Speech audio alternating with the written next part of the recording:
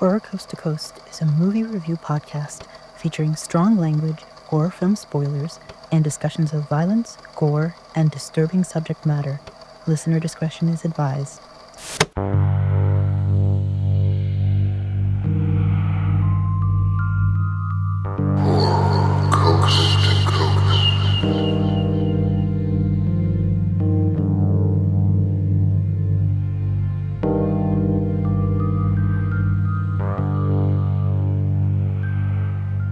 Welcome to the Horror Coast to Coast Spooktober Watchathon, where we watch and review no less than thrice as many movies as usual. From a New England hospital teeming with eldritch abominations, I'm Brian. And from a broomstick sailing past the full moon, I'm Michelle. So this week we're bringing you a triple feature talking about 3 movies from our Halloween Watchathon from the first week of October. So our first movie, I believe, is Piranha from 1978. So when flesh-eating piranhas are accidentally released into a summer resort's river, the guests become their next meal. I mean, it wasn't that accidental. It wasn't accidental, and I have all of these notes written about how much I raged over these characters. So, quick summary is that the film opens with these 2 kids exploring this site, and they go past the gate, which obviously says military test site restricted area, and they do it anyway because kids will be kids, I guess. They find a random pool of water and decide to go for a swim, which makes no sense, but they do it anyway. Yeah, and he's like, it could be toxic waste or sewage. And she's like, who cares? Yeah, it didn't make any sense. So they go for a swim, and of course, this is the opening scene. So said piranhas chew them up and eat their bodies. And then it goes right to the main protagonist, female, whose name I didn't remember and didn't really care for. She's hired by somebody to go and find these kids who are now missing. Yeah, I like that she's playing the Jaws game when she's introduced. Oh, I did not even notice that. Yeah, so she goes to find the kids, and when she gets to the town, she teams up with a random grump in a cabin. I don't know how she was even connected with him. She gets his name from someone and finds him, and he happens to be this guy who's moved to this remote area for the sake of isolation. I don't really know what his backstory was, but I know he's divorced. He's drinking a lot. In fact, he had been drinking for hours and hours before she showed up. So I'm not really sure how he was able to function after when she shows up and finds him, because it was very explicit that he was sitting in his cabin drinking himself to near death. Yeah, some guys are just that level of alcoholic. Yeah. But she introduces that she's a skip tracer. And I was like, what the hell's a skip tracer? And then he's like, what the hell's a skip tracer? Okay. And I only know that word because from work. Ah. Oftentimes, if you're looking for people who file suits and then don't appear for months and months and months to the point where their own attorney can't find them, they will do something called a skip trace search to find out where their client went. And that's the only context in which I know this word. So I assume that was her job to look for the people that had been missing. Yeah. So we have a stupid setup. We have random idiots just doing dumb things. I did read that this is supposed to be a spoof of Jaws. Yeah. And I fucking hate horror movie spoofs. I can't count on my hands any that have been done well. Perhaps Shaun of the Dead is the exception. I have not seen it yet, so I'm going to still say I cannot count on my hand horror movie spoofs that have been done well. I fucking hate them. So luckily, I feel like this didn't come off like a spoof at all. No. Maybe it wasn't supposed to be taking itself that seriously, but it didn't come off as like straight satire. I didn't get that vibe in the slightest. So that's one thing I guess it had going for it from the beginning. Yeah. The kids are killed, the lady's hired to search for them. She finds Paul, she badmouths him into helping her with her investigation. Yeah, I don't know. I like that he's like, I didn't axe murder your young couple. I was like, well, I know I kinda saw them get eat by piranhas, but, now that you say that, I kind of feel like maybe you axe murdered them. Yeah, no kidding. But yeah, for some reason he agrees to help her. So through the process of deduction or whatever clues they've been given, they end up at the same military test site. They end up investigating it and they find the pool has been completely emptied out. Yeah, how did they get there? How did they get there? I have no idea. I don't remember. I mean, it was just Yeah, what led them there? I was trying to figure that out. They just kinda, like, immediately went to exactly where the teenagers disappeared, yeah. I have no idea. But and then they break in, which is like, can skip tracers break into places? Is that part of their job? um On a slight I don't hunch? know. I don't know, but when they get there, they see the kids' clothes on the ground because, of course, what we didn't mention is in the pool scene, they decided to take all their clothes off before they got in the pool. Well, of So course, they're these people are teenagers in a horror conveniently movie, so right. So obviously they're gonna strip naked. Yeah. So they find the Paul and whatever this lady's name is. They find these Maggie. clothes, and so they then conclude Maggie. Yeah. Okay, so her name's Maggie. Paul and Maggie find the kids' clothes and they conclude that the kids are there somewhere. And Maggie comes up with the brilliant idea of draining this pool. And in her brain, she thinks we have to drain this pool, Yeah, but wait, which I don't know.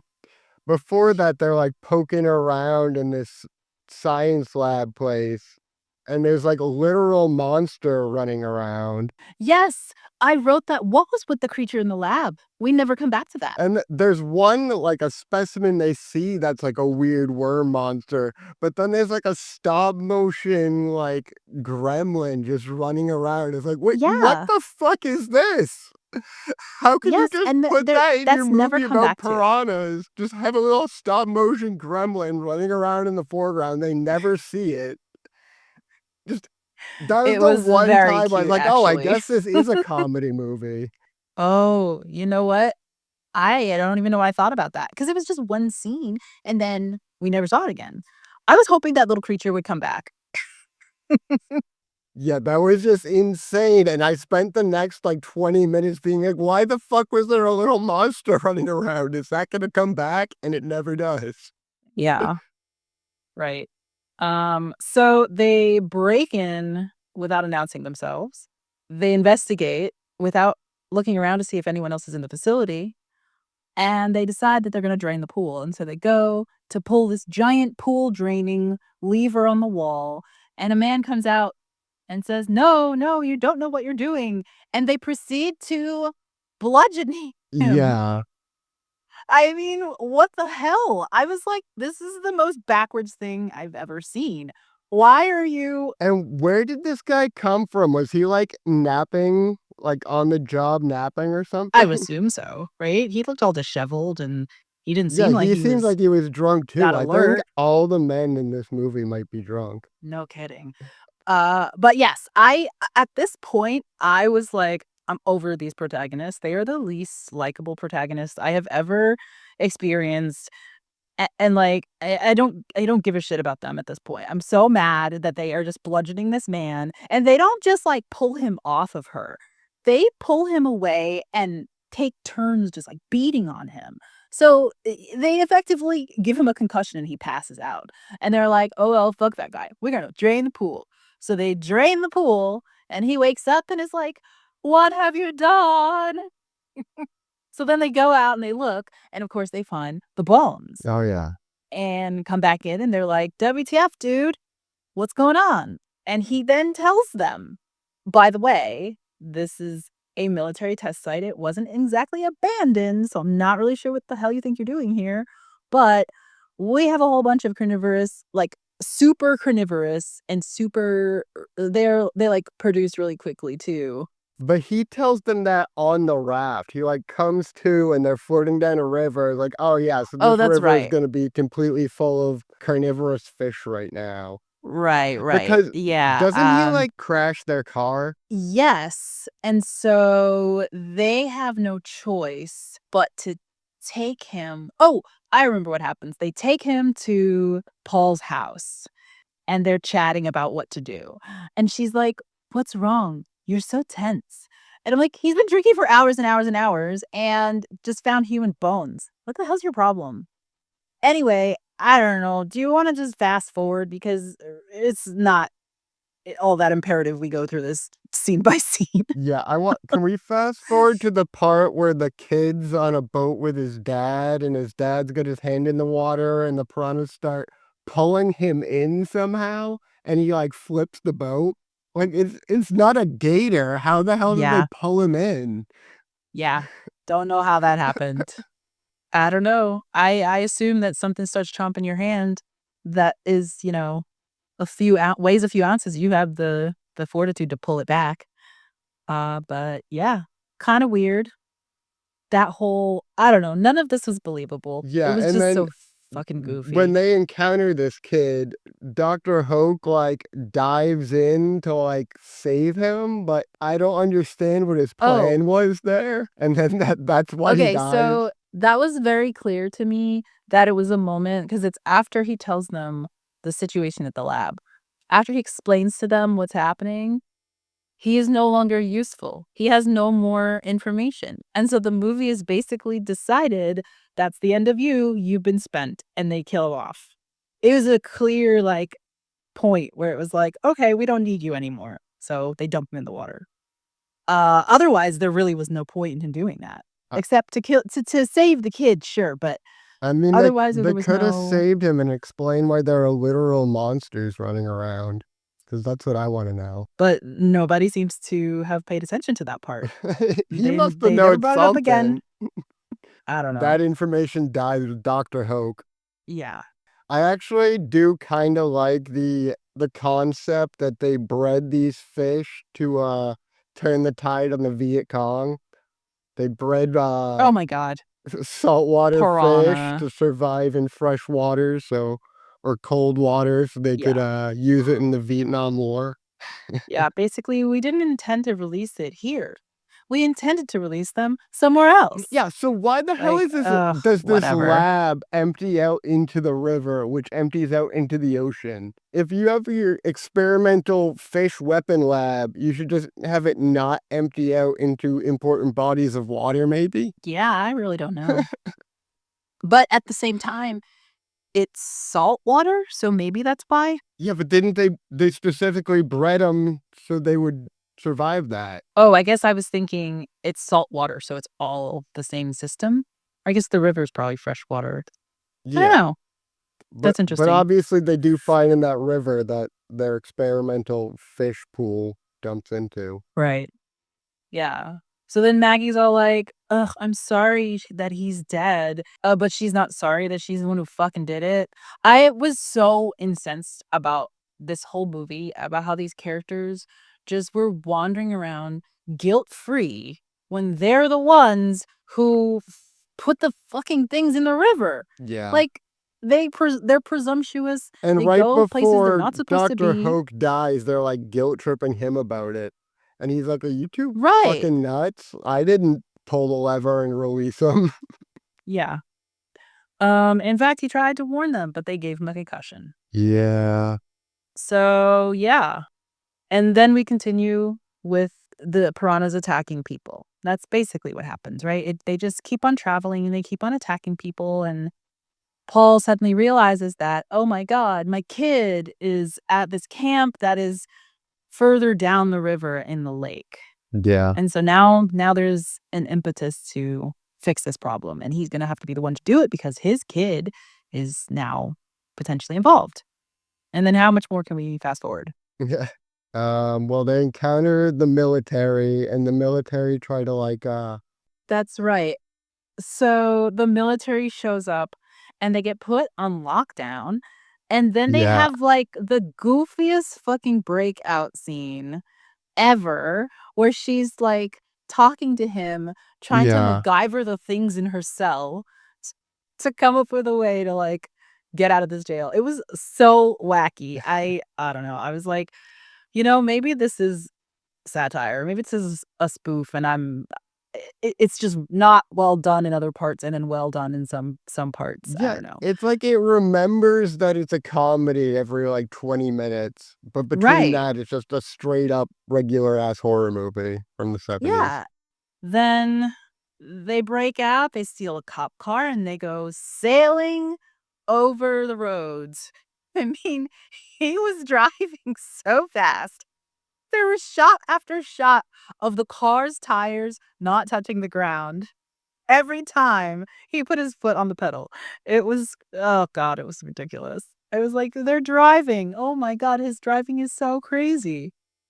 Oh, and then there's a random side plot, right? That comes in way, way late in the story about the contract between the resort owner and the colonel in the Oh, military, yeah.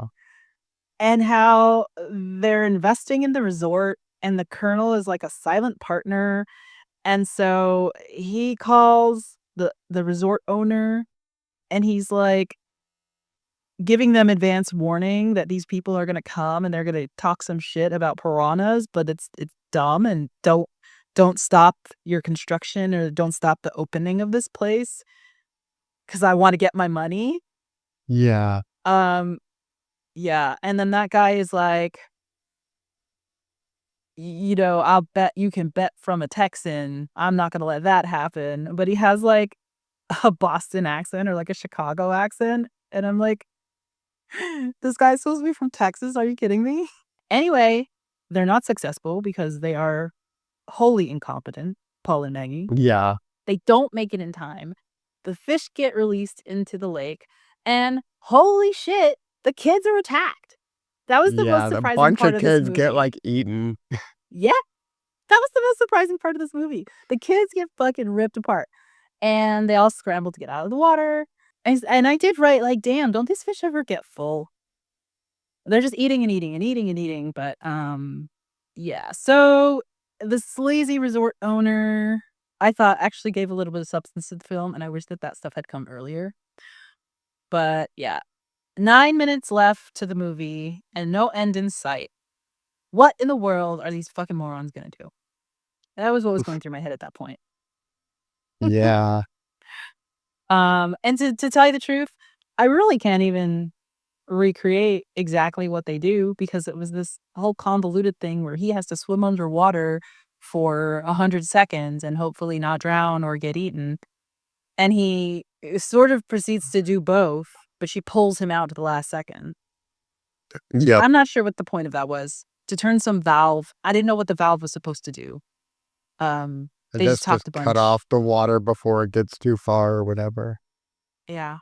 Yeah, so I said the only impressive thing here was that the movie starts by opening a valve and it ends by opening a valve. So there's a little bit of a framing there, but otherwise, what a stupid fucking movie. I don't know. What do you think? Ah, give it like a 2. I wasn't a huge fan. A 2. I gave it a half. Oh, really? I didn't I hate don't it. know. I'll give it a 1, I guess. I just really hated these characters. I I was wasn't just like kind of baffled by a lot of it, but it was interesting, especially the fact that there was a little monster running around. And I wish that there was more to that because the whole movie, I'm like, is there going to be like some weird twist at the end? And no, the end is very safe and there was formulaic. nothing. There was nothing. Um, and then there's, like, a scientist who's all, "Well, piranhas are freshwater fish, so they can't possibly get out." And except she's, like, British, so she didn't talk like that at all. But but in the end, isn't there some, like, little thing still swimming? I forget, there was, like, a little ending scene where there was something still like, Yeah, I they think didn't it all was die. implied the Gandhi Ocean or whatever. Yeah. So that's Piranha, 1978. And of course, if you're interested in learning more about this franchise, there was not only a Piranha 2, there was not only a Piranha 3, there was also a Piranha 3D and a Piranha 3 Double D, as well as a remake of this movie in 1995. So anyway, well, that was Piranha. Lots of material if it tickled your fancy, but otherwise, 1 star. And you're going with 2. Yeah. All right. So our next movie, Bad Moon, Bad 1996. Okay. So Ted is working in Nepal when he and his girlfriend are attacked by a mysterious creature. Ted, though brutally maimed, survives, but his girlfriend is not so lucky. To help his recovery, Ted moves close to his sister Janet and her son Brett, but soon realizes he was attacked by a werewolf.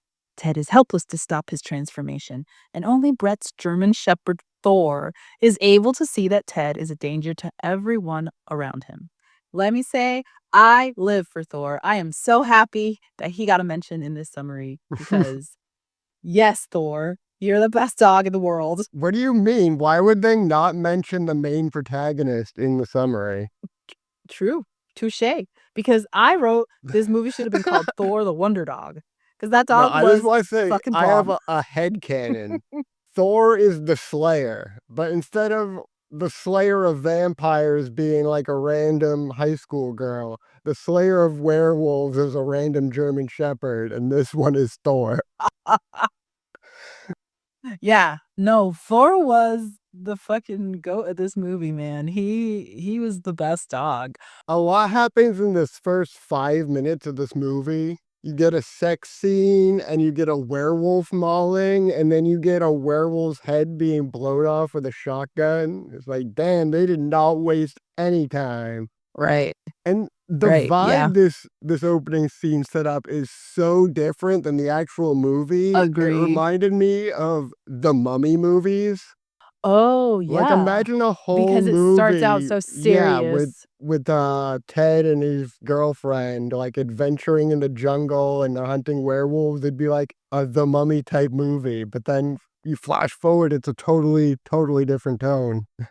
Yeah, of course. I did write, very obvious fake jungle at the beginning. This is definitely a studio setting. Well, yeah. And that was a real contrast to the rest of the movie, which was, of course, filmed at location, Yep. wherever it was, like some random suburb. But okay, I think that summary essentially is the plot. Yeah. There's a few things that happen, but that's basically how it happens. Ted is well, he's not bitten, right? He's just scratched. So Yeah, that was a little bit of a I wasn't sure change. if he well, yeah, they do point out that, he's watching the Wolf Man with his, nephew. He's pointing out all the ways the lore is wrong. He's like, "Nah, the moon doesn't need to be full. Nah, it doesn't need to be silver. Yeah. Shotguns work just fine." Deliberately different werewolf lore in this movie. Yeah. Right. It was kinda cool that they established that through the character, Yeah. like, explaining it beforehand that it's not gonna be the same. So, yeah, I wrote, of course, it's the '90s. If you show your titties, you gotta die. So Yeah. that happened right away. And then the sister is like, "Where's your girlfriend?" And he's like, "Ah, she's somewhere." And it doesn't make sense to me why he doesn't just come out and say, "There was an accident and she died." No, I think he says, like, she's gone. So, I guess the implication at that point would be, like, she left me? Yeah, I guess. But what he's actually saying is she was brutally mauled to death by a werewolf in the jungle. I mean, they were in the jungle. There's all kinds of dangers there. He could have given a reasonable explanation for how she died. I don't know. It just seems like he's leaving these, like, loose ends for himself to get caught when he then tries Well, to he leaves it a diary that says everything about his I know! werewolf transformation and the people he's murdered, and And pictures he of her doesn't even lock body. it or hide it. Yeah, pictures of the body. It The was a little silly. convenient exposition dump diary that he just leaves sitting around. Yeah. I hated that that's the way she finds out her brother's a werewolf. It's that she just finds a diary and it says it all in there. Yeah. Wait, but no, not I mean, kinda, sorta. I think she ends up thinking he's like a serial killer, though, because she goes about it like, "Oh, shit." But when we hear the things in the diary, it's like it could not be more blatant. Yeah. But it I think she thinks he's like a serial killer. Yeah, I guess she doesn't really connect the dots till he actually transforms in front of Right, her. which is a super it's a very common werewolf trope. No one believes unless they show the transformation, Yeah. and that's always the vehicle to showing the transformation to like have the person believe. Or maybe it's just like this is the thing happening to him in the forest in the middle of the night and nobody knows, and they show the transformation. It's always painful and there's always yelling and grunting, and it's I don't know if there's another way to show a werewolf transformation, but I feel like at some point that process was established somewhere, and every single movie that ever shows werewolf transformations does it in this exact same way. Yeah. So let's go back to the beginning for a second. The guy who comes to the house, I really loved that scene because it establishes that Janet is this like smart, badass, willing to do whatever she needs to do to protect her house and her son and her dog and everything. And I love that she's like, "You better walk down my driveway and don't look back." And he gets to the end, he turns around, and I was like, "She said don't look back." And he looks back, and Thor is like ready to pull this man's throat out. Um, but that scene was very satisfying because having come off of Piranha, where all the women were just like these, like, "Oh my god." Um, they were either camp counselors, which I actually like the camp counselors in that movie, or they were Maggie, who I hated. And now we have Jana, who's a totally different female character. So I liked her right away. So I feel like gun nuts, when they like concealed carry, they're like, I hope someone just walks up on me so I get to use this. So I'm wondering, like, as a lawyer, do you hope that someone walks up on you and says, I hope you have a lawyer so you can, I am a Oh my lawyer, him gosh. like she does? Uh, I won't lie, that kind of resonated with me a little bit. I was like, God, ugh, I knew it would. I want to be able to say that. But at the same time, I don't wanna be in, like, my own legal troubles because, no. I don't wanna deal with my own legal troubles. It's more real when it's you. It's less real when it's a client. I didn't say that. Yeah, but you want some spineless little twerp like this who'll just cower Oh, when you yes, say it, and then there absolutely. won't be any legal Yeah, trouble. absolutely. It would be cool to be like, "Guess what, asshole? Guess the fuck what?" I might even say it just like that too, just to rub it in. Well, guess the fuck what? But, no, sadly, it's never happened to me. It would be cool though. Okay, so yeah, so that was at the beginning, and that just sort of opened with Janet being like, "I'm I'm here, I'm strong, I'm single, I'm smart," etc.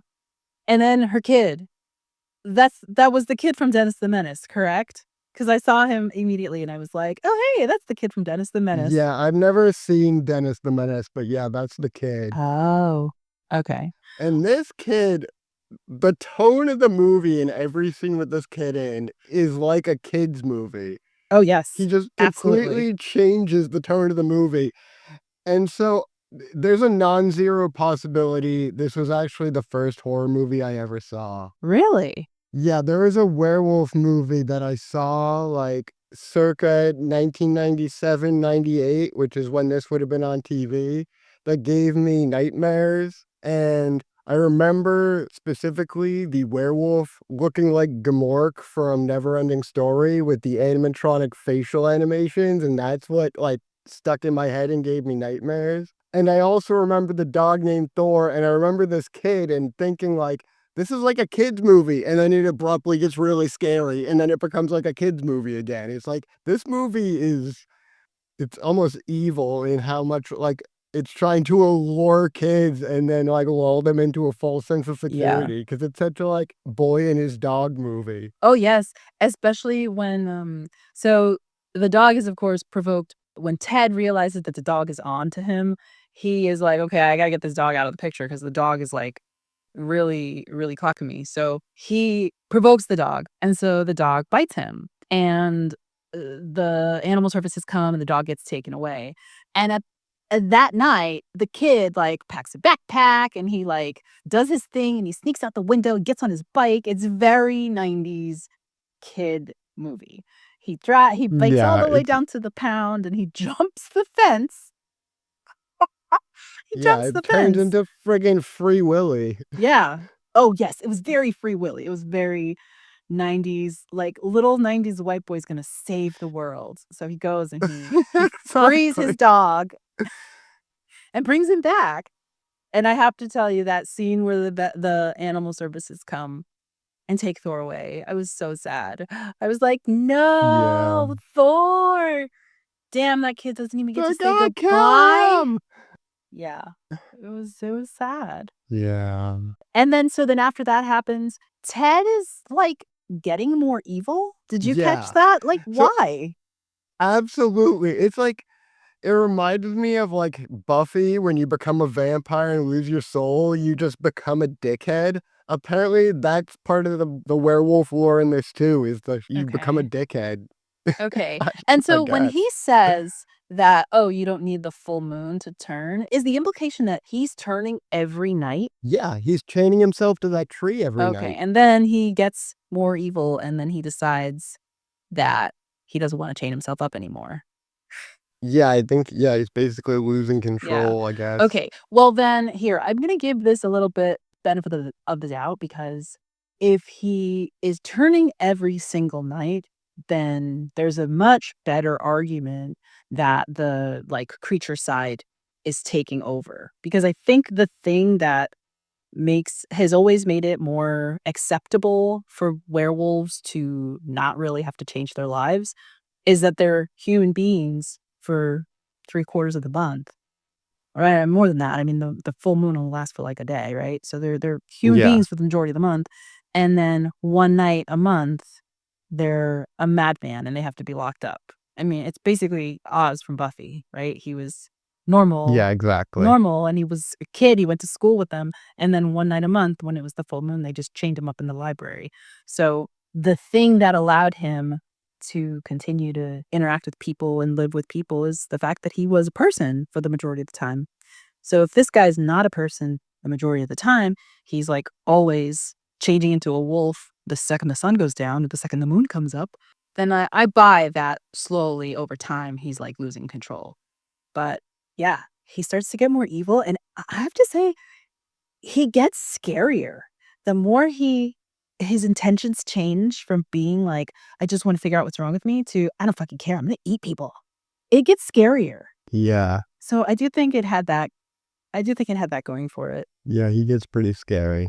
And then when Janet finally decides that she's gonna put an end to it once and for all because she realized that she's afraid of her own brother, she's afraid for her kid, she confronts him in the woods, and she sees the chains and immediately is like, What the fuck's going on? You're a bad man."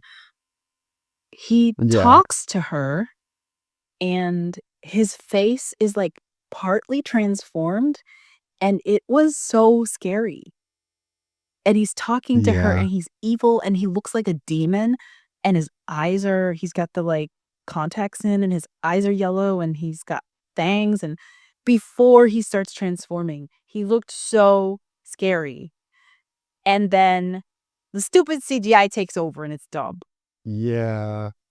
Yeah, the effects in this were so good, except for that one moment when he's transforming and they like used some weird 1996 warp in like some early Windows software. Yeah, man. We had it so good for so long in that movie up until that one No, scene. Because I'm he not looks mad. so cool throughout the movie. Yeah. I'm not mad at the rest of the movie.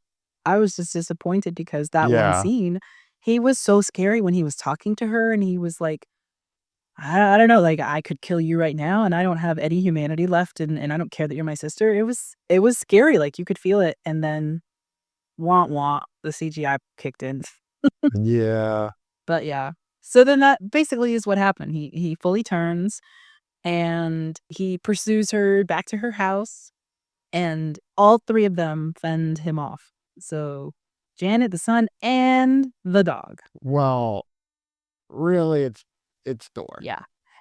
Yeah, so Thor is just Thor is like face fighting him.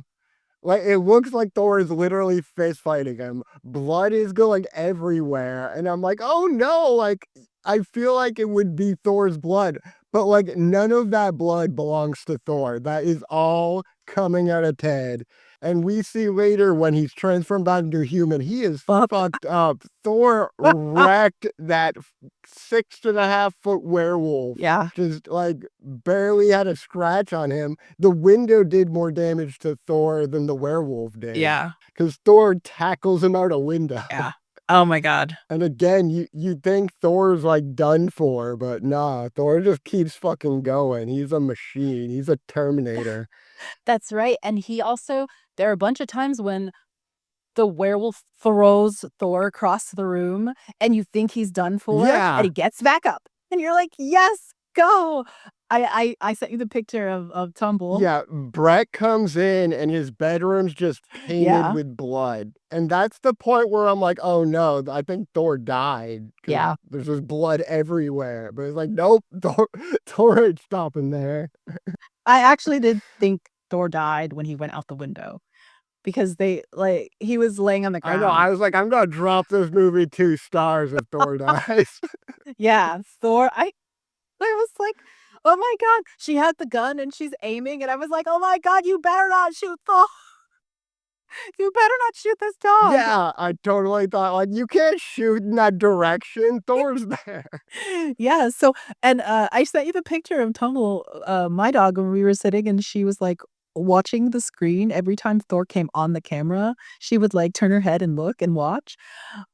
And at the end of the movie, she sat next to me and I was like, look at this girl. This is an example. You better be like this. You better get knocked down and get the fuck back up and keep going and tear the shit up out of that werewolf. You're going to do it, Tumble. I know you are. So, yes, this movie was all about Thor, and he was the best. I was quite happy. And honestly, I think without Thor, I would have given this a flat 2 stars.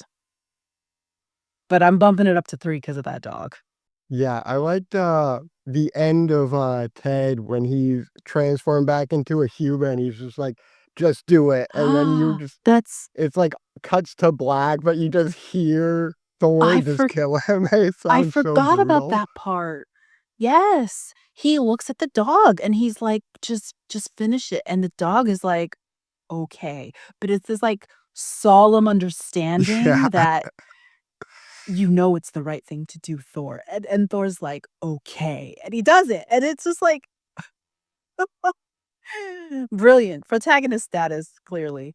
And then they had their heartwarming little moment together in the living room. But then you get a jump scare where maybe Thor's a werewolf. Yes. Except it's a dream. But I want to say, if Thor got bit by Ted, would he be a werewolf or would he become a werehuman? And would he become a human when the moon I comes don't out? know. Yeah. Because he's already I mean, a I think that dog. creature that they showed in the jump scare is probably what I would have envisioned. But I did write, oh my God, that jump scare was kind of scary. But yeah, I don't know. Yeah, but then we finish with the actual, like, wholesome 90s ending with the mom, the son, and the dog all cuddling together. And there's not, I mean, Thor's all bandaged up, but he looks totally fine. Well, I guess if this was your first movie, it wasn't terrible.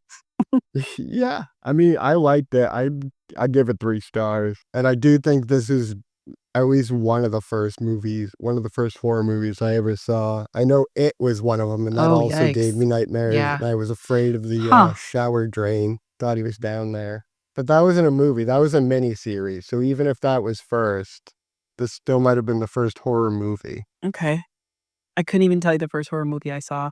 I think I mentioned that I watched a lot of inappropriate movies when I was a kid. So it was probably Nightmare on Elm Street gave me nightmares for a very, very long time. I'm talking into like teenhood.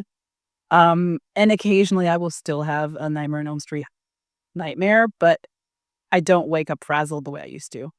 And then Candyman. When I was a kid, I was so fucking afraid of Candyman. Oh my God. It was such a scary movie to me. And then, I don't know. I saw Chucky, but I never thought Chucky was scary. A Child's Play. I never thought it was a scary movie. But yeah. 3 stars? Me too. Yeah. Okay. So then our next movie is The Void. Cloaked cult-like figures trap a police officer, patients, and staffers inside a hospital that is a gateway to evil. And this movie is from 2017, I believe. I got 2016. 2016. Okay. So the movie opens with two guys at like a farmhouse, beating the crap out of a girl and a guy, and Well, it ends with the girl. Is that not the beginning? Is there something else? well, no, I thought, aren't they just like chasing them with a gun and then I think they like shoot her? Oh, okay. Yeah. Well, they catch her Yeah. and they set her on Yep. fire, and the guy gets away. Yeah. Okay. So then we have cop Daniel Carter, who's sitting in his car. I guess he's about to like sign off for the night or something, and he sees the kid come into the Yeah. road and collapses. Um, and then he puts him in his car and he takes him to the hospital. And the hospital, we learn, is in the process of moving to a larger hospital, so they're operating with limited staff, and they are basically like packing things up and packing up supplies. So there are only a couple of people there. There's one patient, and then there's a pregnant girl in the reception area with her grandfather. And that seems to be the extent. They have they have two nurses and like a nurse in Yeah. training and a doctor. And that's what Carter comes into when he brings this guy in, and that's where everything starts to get crazy. Yeah. All right. So what was the Okay. first thing that happens? Oh, it's kind of out of nowhere. They're all talking, and we get a little bit of backstory that the cop Carter was married to the nurse Allison, and they're all just kind of catching up with each other, I guess, just chatting about like what's going on at the hospital, etc. And the nurse who one of the nurses, the other nurse, I guess, because there's only two nurses. The nurse that's not Allison goes into the patient's room and kills him, Yeah. randomly stabs him to death, Yeah, and isn't she stabs like herself in the she's cutting face. her face And off and it's out saying of it's not my nowhere. face or something? I don't And know. then I she mean, it was lunges I just kind of at thought, Carter and Carter "Where did this shoots her, come right? from?" Right. Yeah, she lunges at him and he shoots her. And he goes into the bathroom after he shoots her because, he's thrown. He doesn't think that he has to shoot her. He probably knows her, and it's a traumatizing moment for him. But he goes into the bathroom, and I don't know if he's having hallucinations or if this is just a shot for the sake of having the shot there. But there's a shot of these like hellscape terrains and dark skies, and it's unclear if he's supposed to be hallucinating these images or if it's just a cut scene. I mean, I feel like he probably is given the nature of this movie. Right, so I'm thinking, yeah, I feel like the madness is slipping in like immediately. Probably the second he encountered that kid. okay. Yeah, so the nurse, yeah, her name's Bev. So the nurse Bev goes crazy with no explanation, stabs herself in the face, kills a random other patient, and and Carter comes in, he shoots her. Then he goes into the bathroom and he hallucinates these hellscapes and the dark skies. And then he's passed out and he wakes up, and it's unclear how long he was passed out because he wakes up and there's a state trooper there to investigate the shooting that just happened 1 minute ago. Yeah. So he must have been passed out for a bit. Yeah. Okay, so the trooper, I couldn't really tell what his deal was, but Carter asks, "Hey, can I call in the shooting?" I guess he wants to be the one to tell on himself. Not really sure about that, but he goes out to his car, and that's where shit like really hits the fan because he goes out to his car and there are these like KKK members with black triangles on their faces. They're standing there and he gets attacked and stabbed in the shoulder. So then he stumbles back inside, and then there's a shot of the nurse who was killed with tentacles coming out of her mouth. And so it's like unclear what's going on, but they all decide it's that guy's fault. So they cuff him to the bed. Yeah. Okay. Yeah, I didn't understand why it was all that guy's fault according to them. Okay. Yeah, they all decide that it's his fault, and so they cuff him to the bed, and then the thing that was trying to come out of Bev comes out of Bev in its entirety, and it's ginormous. It's a monstrosity. Yeah. And they're And it's fucking rad. yeah, and they're like, "What the fuck is going on?" They're all freaking out, obviously. They're all like, this is a fucking nightmare at this point. And then the two dudes from the beginning bust into the hospital. And one of them. There's one that's just a straight asshole, and the other one is a mute guy. They bust in and start ordering people around and killing things and shooting everything. And I don't know. It goes crazy from here, honestly. So I think it's a father and son, and I think I didn't catch that, but maybe they are father and son. But yeah, and so but yeah, they want to kill the kid, right? And then the kid slits the throat of the doctor. right, because the monster's in the room, and he's chained to the bed, and he's like, help me," and so Carter goes in, and he busts him out, and the second he's free, he takes the doctor hostage. No, he takes the pregnant girl hostage. Yeah. Yeah, he takes the pregnant girl hostage, and then when the doctor goes to try to talk him down, he lashes out and slashes the doctor's throat. So then they chain him up to some random structure and, like, forget about him for the majority of the movie now. Yeah.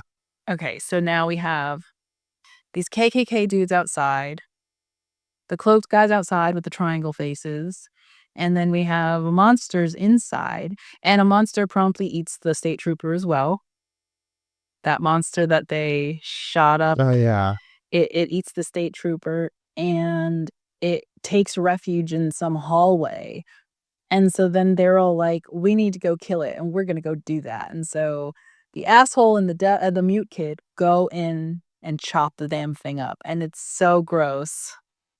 And they're just cutting Yeah. the The trooper effects out, are and then awesome.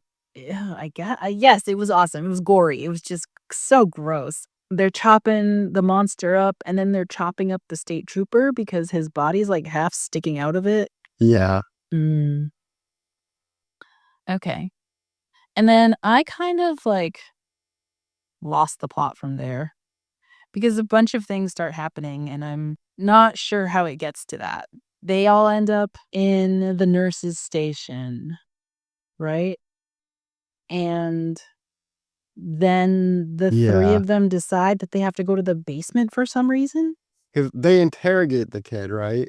Where did that come They're where like did that come up? threatening to break Which his kid? hand. Oh, I don't oh, know. I don't right. forget if he has a name. The one that escaped at the beginning, but they're basically threatening to like break his hands if he doesn't tell them anything. And I think he leads them into the basement and says it's all there. Yeah. And he tells them that he killed the doctor. He was doing them a favor. It's all because of him. And then he calls them, right? The Right. doctor calls. And that's not clear either, and I And that think he's like, it the gets doctor's clear not towards dead the end, anymore. obviously, but at that point, you're like, "What? That doctor had nothing to do with this."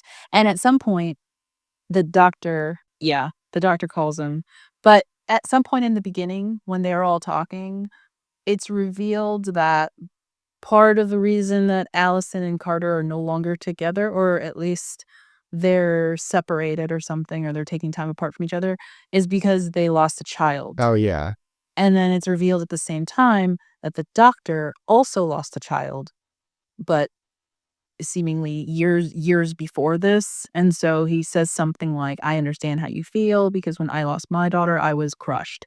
And so he's trying to kind of reassure them of their relationship or something. He's basically just giving them some advice, but it is revealed that both this couple and the doctor have lost children. And so that ends up being the driving point, the motivation for the doctor. But it is kind of mentioned in passing, and you don't really remember it until he comes back and reminds you. But yeah, the doctor comes back, and in his office, they find all these, like, culty books, and they find, I forget, what else did they find? They find these culty books, and they find something else, pictures or something.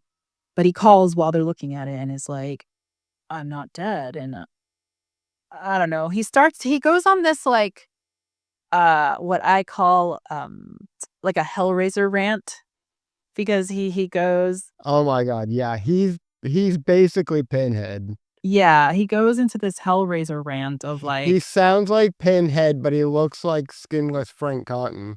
right. See, I said he looked like Vecna from Stranger Things. But that hadn't happened when this movie came out. That hadn't happened yet, right.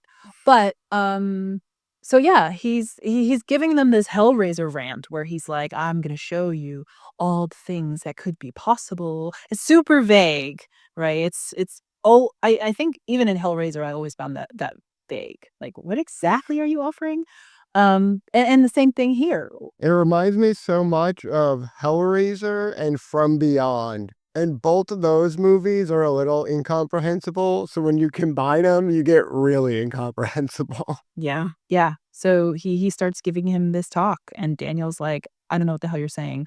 And then he reveals that he's kidnapped Allison because she does the bonehead thing of going to look for supplies. It's Yeah. always going to look for supplies, and she gets caught. So he kidnaps her and starts to explain to her that he's found some way to find his daughter again, but he doesn't explain it really. He just says, Yeah. "I found a way to be reunited." And then, at some point, you just have to assume that it's just the ramblings of a person with, I don't know, maybe mental health issues who has transformed into straight evil. Yeah. But yeah, so then things just kind of, I don't know, I don't want to say disintegrate, but I kind of feel like things disintegrate a little bit from there. Oh yeah, they go off the I don't know. chain. They go deeper into the basement and we get the We're in Hell scene and we Right. see all these Yeah, with fucked the up red lighting. monsters. Yeah, and it's all red. And this scene is cool as hell. And they're fighting all these like weird abominations. And then I think it cuts to the doctor explaining that these are the failed attempts to get his daughter back. He keeps them in the basement and he won't let them die. They want to die, but he won't Right. let them. It's like, wow, you're on a whole other level of evil. You're torturing abominations to death and then not letting them die. And there's one that's Right. just like impaling its head over and over again on a spike. When they walk up on it, it like pulls its head off the spike and looks at them, and you can see just the massive gaping hole that used to be its head. Yeah. It's fucked Ooh, up. yeah. No, I don't know why I didn't mention Hellraiser because that was also one of the movies that used to give me nightmares. Not even the Cenobites, but the idea of just a hellscape dimension. Yeah, the dimension is And scarier than the Cenobites, I think. right. The hellscape dimension was so scary to me, and this scene kind of brought me there again. Yeah. So, I mean, I think it's well done. I do think there's a little bit of, like, plot confusion as to how it's all unfolding right now, but there's nothing that's wanting for visuals, I think, in this scene. And then they fight off all these things, and they make their way to where the doctor is, but that's not clear either, where he is, Yeah. because you thought he was in the basement, and that's where they thought they were going, and then they end up in the wrong place. So, hmm. They somehow figure out the way to go, and they end up where he is, but Allison's already dead. Yeah, I think they basically Um, just stumbled deeper into the gates of hell. yeah, so is that basically what it is? Because I thought the summary was a little off in terms of the hospital itself being a gate to hell. Is that really what is that the interpretation you got from this? Yeah, I feel like he opened up basically the gates of hell in the hospital, and he's using it to get his daughter back, but all his attempts just create abominations. He's basically just like creating demons and trying to resurrect his dead daughter. Okay. I think I had a hard time understanding his rationale. What How would these actions have helped him? How was opening the gates of hell going to help him Well, I bring think back a his lot of it daughters? has to do with madness. I feel like it's a very Okay. Lovecraftian type of like hell dimension where it just creates madness. So Okay. his obsession just led him to doing this, and it probably had nothing to do with actually resurrecting his daughter, but maybe the hell dimension was using him to its gains to create these monsters. And then there's the cult too, which I feel like they're not following him, but maybe he's just a tool that they see as useful because his obsession is leading him to do this, and they Right. support the things he's doing. So I really wish that we had learned more about them. I assume that they were the acolytes that were at that house because the kid that they handcuff says that they would go to the house and they'd give them drugs at first, but then they would do sacrifices in front of them. It didn't really make sense what his involvement was there. But Yeah. he described all of those cult leaders being there, and that was like their main base, and the doctor was one of them. So I wish there was a little more explanation about this cult because I think you're right. I don't think the doctor intended to have a cult. I think they were probably just they gravitated towards him. And I think they were people, right? They didn't seem like they were monsters. They seemed like they were just regular people. Yeah, there wasn't really any indication that they were monsters or anything. Yeah. So that was a little underexplored, I think. And I do think that they were a very scary element of the Yeah. movie. The the sinister cloaked figures with the random triangle, the black triangle on their face, like, that was a pretty sinister Yeah. moment every time we saw them, and every time you saw them, there was more of them too. So it was very effective and very scary, a really good addition. A lot of times in movies, they just don't give you a reason why they don't just fucking leave.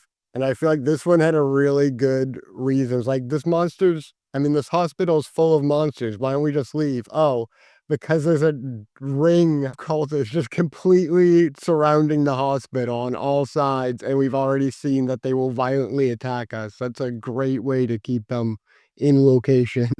Right. And I wonder if that was the goal of the cultists, to keep them inside. Yeah. Because maybe they needed those people to be there for whatever ritual they wanted to do. So, yeah, I still think I'd wanna know more about them, and I agree that it was a good element because there are lots of times where you're watching these protagonists and you're like, "Please just go. What are you doing there?" Um, yeah, I agree. And also I agree with your description of the madness element because I didn't think about it. You know, you're watching it and you're watching something understandable and then it kind of devolves into something that's incomprehensible, but really it's just the depiction of this person slowly being embraced by this madness. And I agree with the Lovecraftian aspect of it too. And it had a very like Lovecraftian tone to the movie. Yeah. Um So yeah, the only thing I think I didn't understand is the role of the pregnant girl. It seemed like she was supposed to be the vehicle for bringing the daughter back to life, but then in the end, she didn't even give birth, right? I think she did. She gave birth to one of the She it monsters, I think. Okay, and right, and then he's like, "Isn't she beautiful?" And Yeah. so you kind of it's confirmed for you that he is indeed a madman. Yeah. Um But and then he tries to invite Daniel to come into his sphere. It that I don't know. I didn't quite And understand he that. He tries does. to invite Daniel.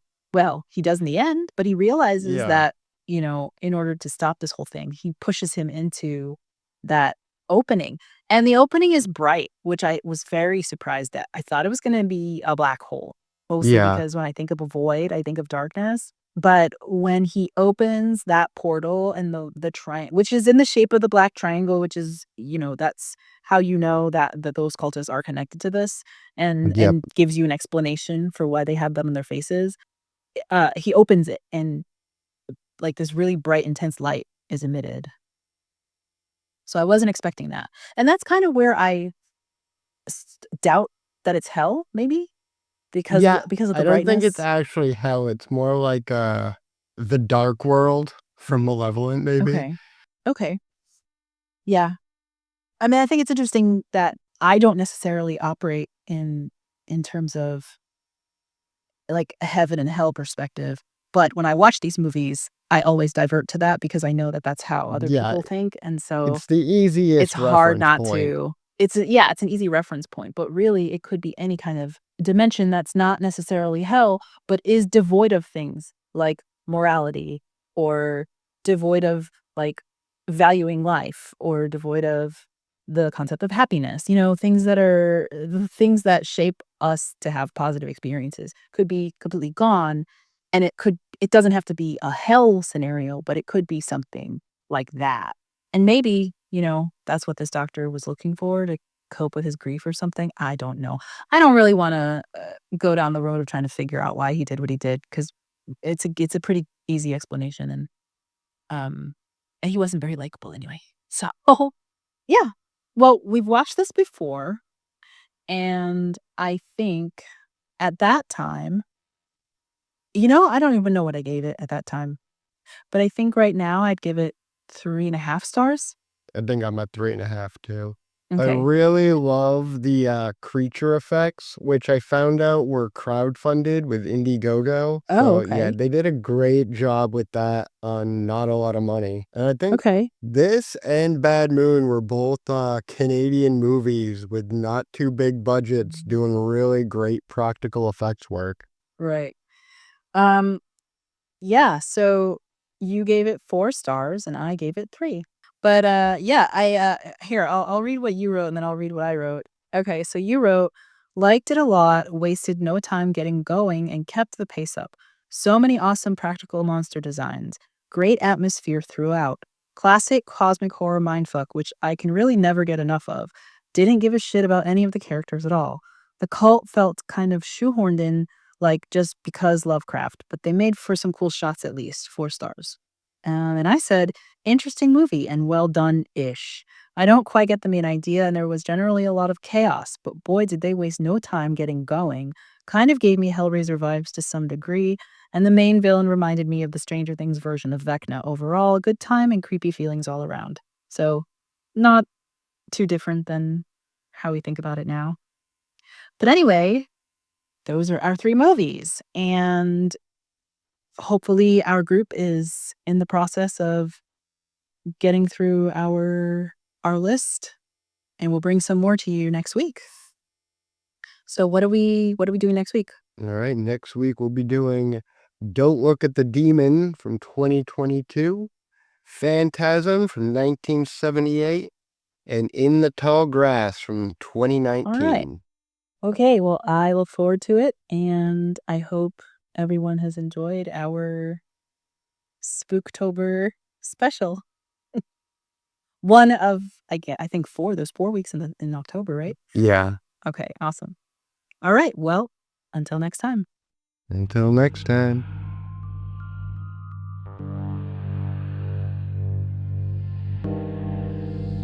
This podcast is licensed under a Creative Commons Attribution Non-Commercial Share Alike 4.0 International License. For additional information and other media content, visit theferalthread.com. Thanks for listening. Until next week.